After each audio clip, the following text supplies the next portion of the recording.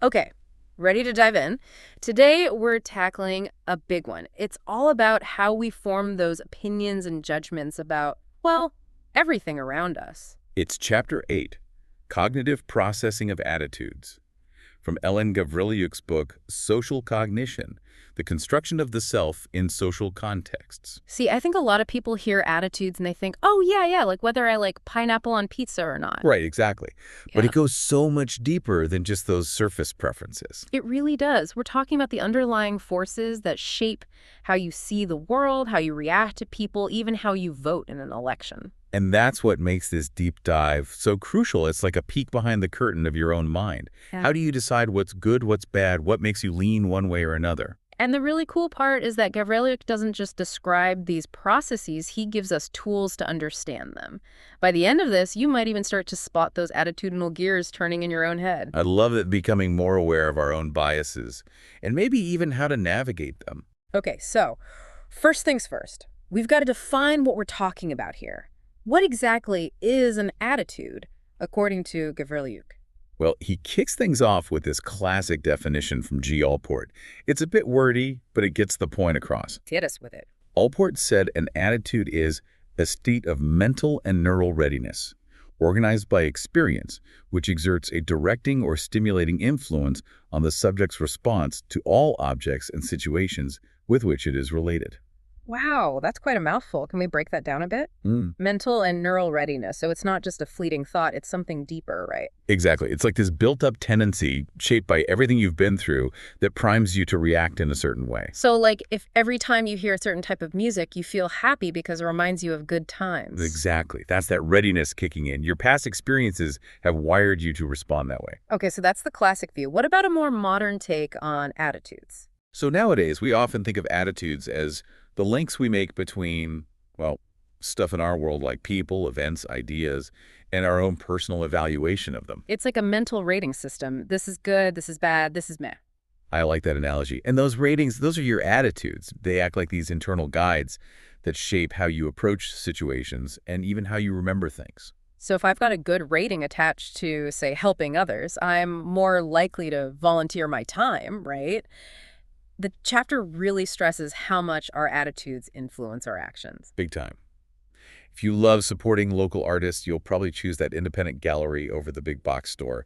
If you're passionate about climate change, that's probably going to influence your voting decisions. These internal leanings have real-world consequences. Now, one of the most fascinating things Gavrilyuk talks about is how our attitudes act like these filters that shape how we process information. It's like we're all living in our own little echo chambers. It's true. We tend to gravitate towards information that confirms our existing beliefs, even if it means overlooking evidence that contradicts them. He uses this great study from 1984 by Weyer and Stroll about the death penalty to illustrate this. Can you tell us about it? Yeah, so they got a bunch of people who had strong opinions about the death penalty, some for it, some against it. Okay, so two very different camps. Right, and they gave everyone the exact same article from a reputable newspaper. This article presented research suggesting that the death penalty doesn't actually lower crime rates. So everyone's getting the same facts. You'd think that might change some minds, right? You'd think so, wouldn't you? But that's not quite what happened. Instead of changing their minds, both groups actually used this new information to strengthen their existing beliefs. Wait, what? How is that even possible? Well, those who were pro-death penalty focused on any potential flaws in this study, or they argued that, well, deterrence isn't the only reason for capital punishment. And the folks who were against it. They honed in on the study's findings as clear proof that the death penalty is ineffective. So, same information, completely opposite interpretations. It's like we're all wearing these tinted glasses, seeing the world through the lens of our own pre-existing beliefs. It's a powerful reminder that even when we think we're being objective, our attitudes are often working behind the scenes, shaping our perceptions. Now, Gavrilyuk also makes a distinction between our personal attitudes and what he calls social attitudes. Right, good point. So your individual attitude is your own personal take on something you like or dislike. But social attitudes, those are the shared views within a group, a community, a culture, even a group of friends. So like all the fans of a certain sports team having a collective dislike for their rivals. Exactly. It's that shared sense of us versus them that can be really powerful. Okay, so we've got a good grasp on what attitudes are these learned evaluations that shape our actions. Now let's talk about what makes them so powerful. Gavriliuk mentions their remarkable resistance to change. We all know that one person who will argue until they're blue in the face no matter what. Oh, absolutely. Once those attitudes are formed, they become deeply ingrained in our sense of self, in how we see the world. Trying to shift someone's core beliefs can feel like an uphill battle. And their reach can be pretty broad too, right? They can start with one specific thing and then sort of spread out. Totally. Like, imagine having a bad experience at a particular restaurant. You might develop a negative attitude not just towards that specific place, but towards that whole type of cuisine. Or the opposite. You have an amazing experience with one product from a brand, and suddenly you're more likely to buy anything they make. It's like that halo effect. One good experience makes everything seem better. Gavriliuk also talks about the social energy attitudes can mobilize. What does he mean by that? Well, when you voice a strong opinion, especially about something controversial, you can feel the energy shift in the room. People get fired up, they want to debate, to defend their stance. So, like, attitudes can be contagious. In a way, they are. And because expressing those attitudes has social consequences, people might agree or disagree, they might judge you. We also feel a sense of responsibility for what we say and do based on those attitudes. There's a weight to them, for sure. And what about this idea of relief? Yes. The relief of an attitude, as Gavriliuk puts it, refers to how prominent or widespread that attitude is in your thinking. A very prominent attitude is something that's always on your mind, shaping many of your decisions. Like, say, a deep commitment to animal welfare. That might influence everything from what you eat to where you shop. So it's a core value that guides a lot of your actions. Right. Then there are more diffuse attitudes, things you have an opinion on, but they don't really dominate your worldview. Like, maybe you prefer one brand of coffee over another, but it's not something you're going to start a crusade about. Exactly. It's there, but it's not shaping your overall outlook on life. All right, so now that we know what attitudes are and some of their key characteristics, how do we actually develop them in the first place? Gavriliuk makes it clear that we're not born with them, right? Absolutely not. Attitudes are learned. They're shaped by our experiences and interactions in the world around us. So no one's popping out of the womb with a preformed opinion on taxes or healthcare. No, definitely not. So how do we learn these attitudes? Gavriliuk outlines three main pathways: social learning, social comparison, and genetic factors.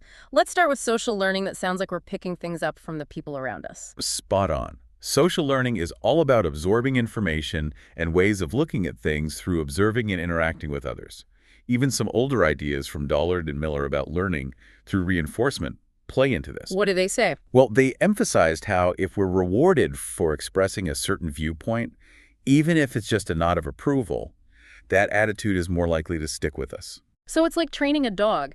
You get a treat for doing the right thing, you're more likely to do it again. It's a bit more complex than that, but you get the idea. And within social learning, there are a few different mechanisms at play. First up, we've got classical conditioning. That's like Pavlov's dogs, right? They learned to associate the sound of a bell with food, so they started drooling whenever they heard it. Exactly. It's all about learning through association. When two things are repeatedly paired together in our experience, we start to respond to them in a similar way. Gavriliuk gives that simple classroom example that the teacher starting to talk always leads to the students picking up their pens. Right. So eventually, just the sound of the teacher's voice becomes a cue for the students to get ready to write, even if the teacher hasn't explicitly told them to. It's an automatic response, learned through repetition. And one of the most powerful examples of this is how children can pick up prejudices from their parents, even without any direct teaching. It's really disturbing how easily this can happen. Imagine a child seeing their parent consistently react negatively to people of a certain race or religion. Like maybe tensing up, frowning, or making a comment under their breath. Exactly.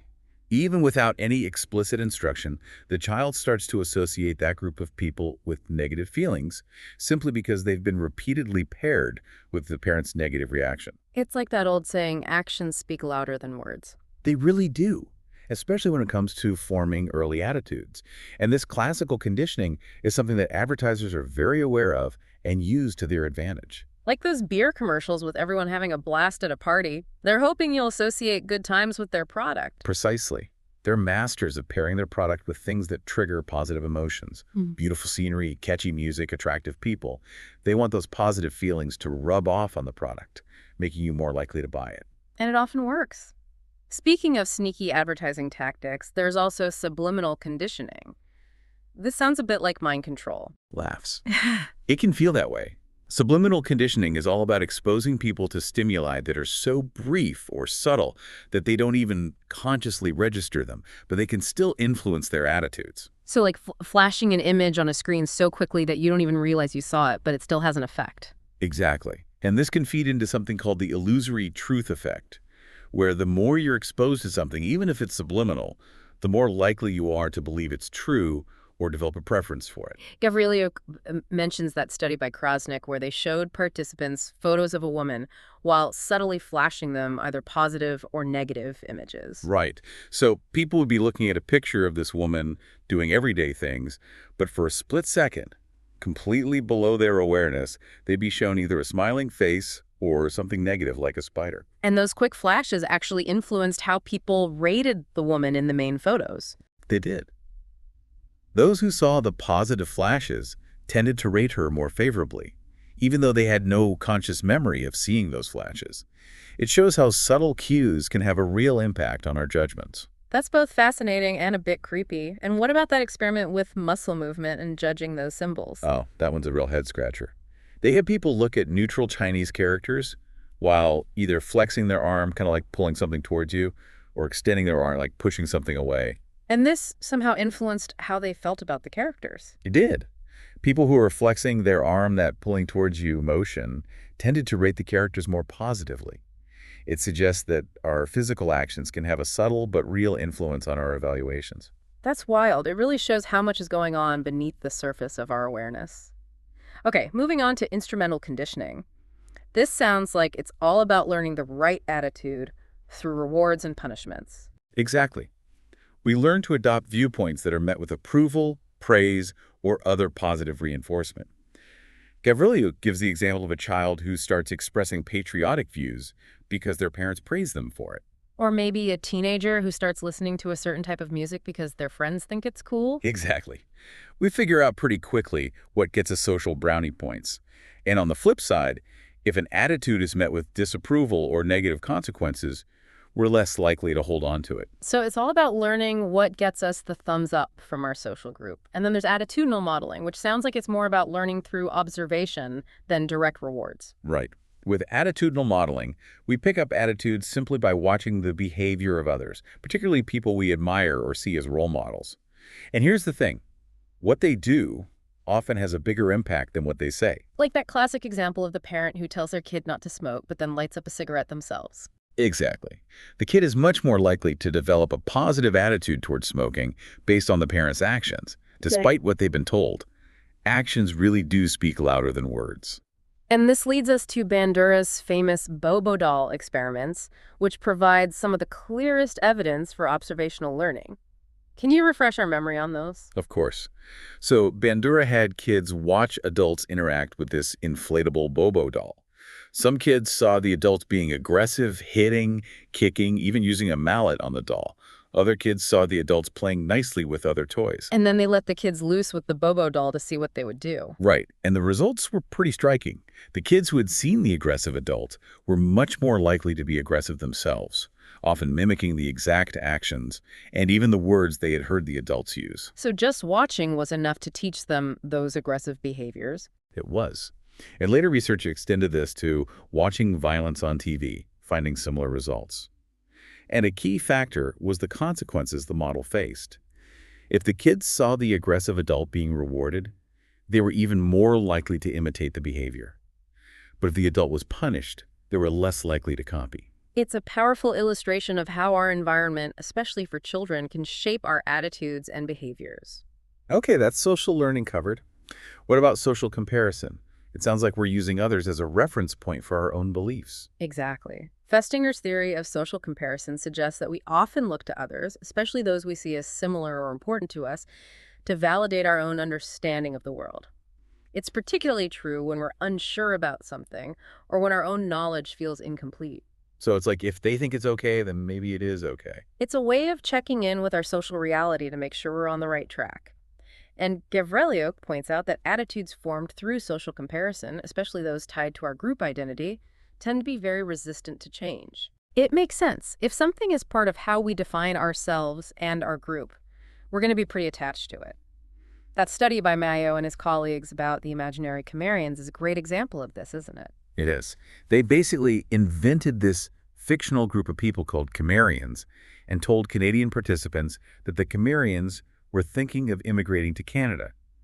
Then they gave the participants information about the Cimmerians, either positive or negative, and told them that this information came from a respected source, in this case, the British. So the Canadians were getting their information about this unknown group filtered through the lens of another group they respected. Exactly. And what they found was that if the information was positive and the British were said to have a good opinion of the Cimmerians, the Canadians also developed more positive attitudes towards them. But if the information was negative, those feelings transferred too. It's like we're outsourcing our opinions sometimes, relying on others to tell us what to think, especially about things we don't know much about. And finally, Gavriliuk touches on the role of genetics in attitude formation. This one might surprise some people. It can be a bit counterintuitive because for a long time, social psychology focused almost exclusively on environmental influences. But research, particularly on twins, suggests that there might be a genetic component to some of our attitudinal predispositions. So are you saying there's a gene for loving chocolate or hating country music? Not quite that simple. It's more about our genes influencing our general temperament, personality traits, and how we process information, which can then make us more or less likely to develop certain types of attitudes. So it's like our genes might create a slight tilt in one direction or another. It's a bit like that. And studies on identical twins, who share almost all of their genes, have shown that they often have more similar attitudes on certain topics than fraternal twins, even when they've been raised in different environments. So nature and nurture both playing a role. That's fascinating. Okay, we've covered a lot of ground on how we form our attitudes. Now let's talk about the connection between what we think and feel our attitudes and what we actually do, our behaviors. It's not always a perfect match, is it? We've all seen people say one thing and do another. It's one of the big questions in social psychology. How much do our attitudes actually predict our actions? We'd like to think it's a direct link, but the reality is more complicated. We all know someone who's all talk and no action. Exactly. Gavriliuk introduces the convergence hypothesis, the idea that our attitude, our expressed opinion, and our behavior should all align nicely. But then he throws in this wrench called the discrepancy hypothesis, and he uses Lapierre's classic study from the 1930s to illustrate it. The one with the Chinese couple traveling across America. That's the one. Back then, there was a lot of prejudice against Chinese people. But when Lapierre traveled across the U.S. with a young Chinese couple, they were treated with courtesy and respect almost everywhere they went. Only one establishment refused them service. So their actual experience didn't match the prevailing prejudice. Exactly. But here's the kicker. A few months later, Lapierre sent letters to all the establishments they'd visited, asking if they would accommodate Chinese guests. And the responses were overwhelmingly negative. Most of them said they wouldn't. So their actions in person contradicted what they said in writing. It was a huge discrepancy. Lapierre thought it might be because the face-to-face interaction humanized the couple in a way that a letter couldn't. Maybe it's easier to be prejudiced in the abstract than when you're looking someone in the eye? That's one possibility. And this discrepancy between attitudes and behavior has been found in other studies too. Researchers like Azen and Fishbein and Kuttner and colleagues have shown that what people say about their prejudices doesn't always line up with how they act in real-life intergroup interactions. So when do our attitudes actually translate into our actions? Are there any cases where the link is strong? There are. One example Gavriliuk gives is opinion polls. In an election, what's being measured, your stated voting intention, is very closely tied to the actual behavior casting your vote. I guess there's a lot of pressure to follow through on what you've said publicly, and there's a clear opportunity to do so. Exactly. And when the attitude being measured is very specific to the behavior in question, the link tends to be stronger. So what are some of the things that can cause this disconnect between what we think and what we do? Gavriliuk lists a bunch of factors. Yeah, it's quite a list. First off, there can be issues with how we're measuring attitudes. Our surveys might not capture the full complexity of someone's beliefs, and one attitude can influence many different behaviors while we might only be studying one specific action. And we talked about how important the specificity of measurement is. Absolutely.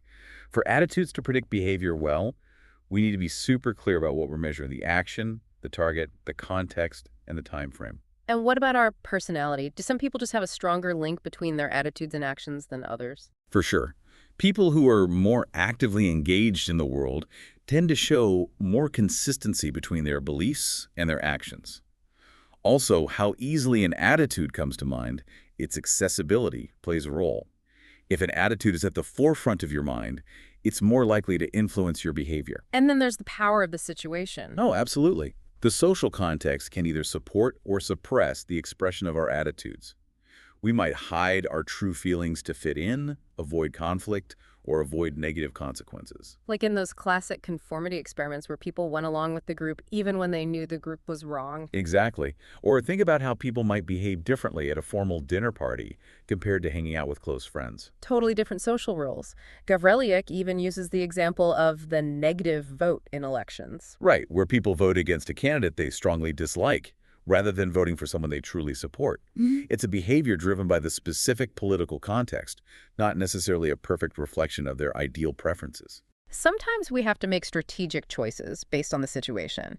So what are some things that make it more likely that our attitudes will actually drive our actions? Gavriliuk highlights a few key factors. Attitudes formed through direct personal experience tend to have a stronger influence than those we've just learned about secondhand. It's like the difference between reading about a place and actually visiting it. The experience is much more powerful. Exactly. And the intensity of our attitude matters too. How strongly do you feel about something? This is often tied to your self-interest, your sense of belonging to a group, and your core values. So the more personally invested you are in something, the more likely you are to act on it. Exactly. And as we mentioned before, the accessibility of an attitude is also key. If it's easily brought to mind, it's more likely to influence your behavior. Like a catchy jingle that gets stuck in your head and makes you crave a certain product. Precisely. And finally, there's this idea of self-monitoring. Remind me what that's all about. Some people are what we call low self-monitors. They tend to be very consistent in how they express their attitudes, regardless of the social situation. They're true to themselves no matter who's watching. So they're not trying to put on a different face for different people. Not really. Then you have high self-monitors who are much more attuned to social cues and are more likely to adjust their behavior to fit in. For them, the situation is a stronger predictor of their actions than their internal beliefs. So the low self-monitor might wear their favorite band t-shirt even if it's not considered cool at a certain event, while the high self-monitor might choose something more in line with what everyone else is wearing. Exactly. It's all about how much you prioritize expressing your true self versus fitting in. Okay, so we've covered a ton of ground on attitudes and behavior. Gavriliuk also briefly touches on how we actually try to measure these internal states. Right. He introduces some of the classic scales used in social psychology research, like the Bogardus social distance scale. This one looks at how willing people are to have different levels of contact with members of a particular group, like different races or religions. So it's a way of gauging prejudice. In a way, yes. Then you have the Thurstone scale, which uses expert judges to create statements about an issue, and people indicate which ones they agree with. And probably the most common one is the Likert scale. Oh, yeah, I've seen those before. It's like strongly agree, agree neutral, disagree, strongly disagree. Exactly. It's a way of getting a sense of people's attitudes on a continuum. And finally, there's the Gutman scale, which presents statements in a hierarchy, so that agreeing with a stronger statement implies agreement with all the weaker ones. So a bunch of different tools for trying to get a handle on what's going on inside people's heads. Well, that's been a truly deep dive into the cognitive processing of attitudes, thanks to Alan Gavriliuk's fascinating chapter. Absolutely. Understanding these processes is key to making sense of not only our own behavior, but also the behavior of everyone around us. It's like getting a glimpse into the hidden machinery of our minds. It really is. And it reminds us that our thoughts and actions aren't always as straightforward as we might think. They're shaped by this complex interplay of individual factors, social influences, and even our genes. It's a lot to consider. As you go about your day, try to pay attention to your own attitudes. Think about how they're formed, how they influence your actions, and how they might differ from what you say or even what you consciously believe. It's a great exercise in self-awareness. And who knows, you might even start to see those attitudinal gears turning in other people's minds too. Now that's a superpower worth having. Thanks for joining us on this deep dive. We'll see you next time. See you then.